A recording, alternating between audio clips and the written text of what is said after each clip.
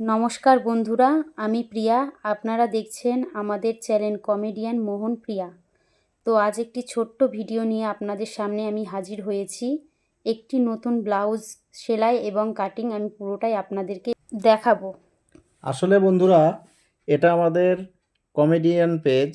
Actually আমাদেরকে comedy video দেওয়া উচিত, কিন্তু আমার ছুটি না থাকায় আমি এই ভিডিওগুলো দিতে বাধ্য হচ্ছি। তাই সবাইকে অনুগ্রহ করে অনুরোধ করব, এই ভিডিওটি সম্পূর্ণ দেখে পাশে থাকবেন। আমার হাজব্যান্ড একটা ছোট্ট কোম্পানিতে কাজ করে, তো মূলত তার রবিবার করে ছুটিই থাকে, কিন্তু এই রবিবারে সে ছুটি পায়নি বলে আমরা কোনো ভিডিও করতে পারিনি। তো এখন আপনাদেরকে আমি দেখাবো আমার নতুন ব্লাউজের ভিডিও। আমার ভিডিওর শুরুতেই আমি আপনাদেরকে দেখাচ্ছি আমার ব্লাউজ কাটিংয়ের পদ্ধতি।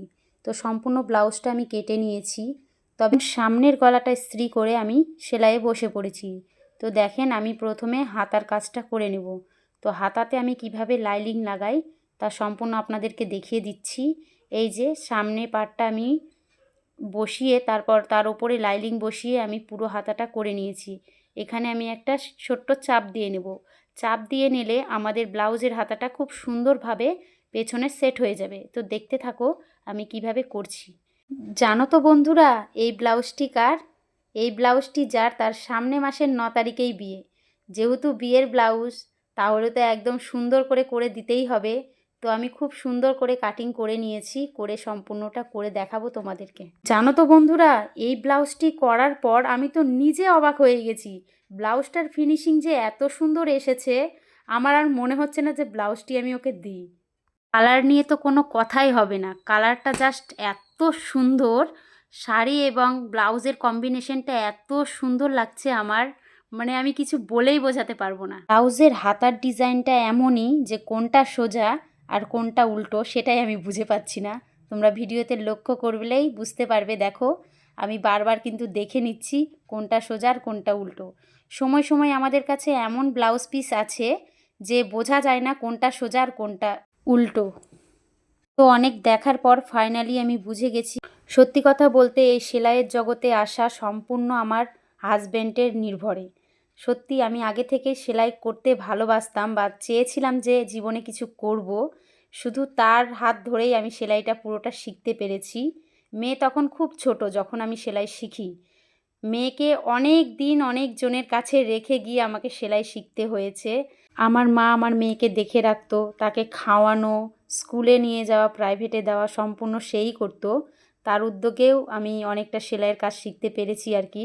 না হলে হয়তো এই প্রফেশনে আমি আসতেই পারতাম না। যাক, আজ তাদের জন্য সেলাই শিখেছি বলে নিজের পায়ে দাঁড়িয়েছি। বর্তমান দিনে ছেলে হোক বা মেয়ে হোক, সকলেরই নিজের একটা কাজ করা উচিত। নিজের উপার্জনের সামান্য কিছু পয়সা হলেও খুব আনন্দের একটা ব্যাপার। আমার তো প্রচুর ভালো লাগে। আমি বেশি না করি, যতটুকু করি তাতেই আমি সন্তুষ্ট।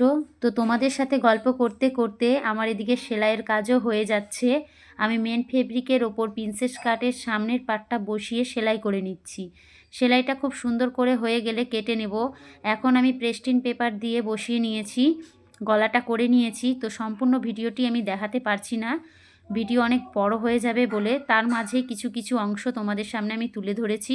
এদিকে আমি ইস্ত্রি করে নিলাম। এখন আমি প্রিন্সেস কাটের সাথে মেন ফেব্রিকটা জয়েন করে নেব।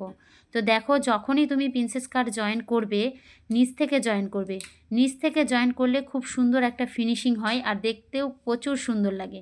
আর এইদিকে এখন আমি কোমরপট্টি করে নিচ্ছি। তো অনেকেই বলে কোমরপট্টি নাকি সোজা হয় না। 1.5 ইঞ্চি করে কাপড় কেটে কোমরপট্টি করবে, খুব সুন্দর হবে। এই যে দেখছো, সামনে আমি লেস লাগিয়ে নিয়েছি। লেস লাগানো কমপ্লিট। এখন আমি পেছনে লেস লাগিয়ে নিচ্ছি। দেখছো, আমি নিচেও লেসটা লাগিয়ে নিব, লাগিয়ে হাইলাইট করব ব্লাউজটা। এদিকে আমি লটকনগুলো তৈরি করে নিচ্ছি। আর আমার তো পুরো ব্লাউজটা প্রায় কমপ্লিট। আর লটকনগুলো কেমন লাগছে অবশ্যই বলবে তোমরা। এই যে দেখো বন্ধুরা, শাড়িটা ব্লাউজ কমপ্লিট। এই যে এটা হচ্ছে সামনে ডিপ নেক, এবং এই যে পেছনে এটা রয়েছে লটকন যে কটা হয়েছে। আর এটা হলো স্লিভ। এটার সাথে এই শাড়িটা যাচ্ছে। এই যে শাড়ি আর এই যে ব্লাউজ। কেমন লাগছে অবশ্যই সকলে কমেন্ট করবে। আর যারা যারা আমার ভিডিও দেখছেন তাদের সকলকে অসংখ্য অসংখ্য ধন্যবাদ।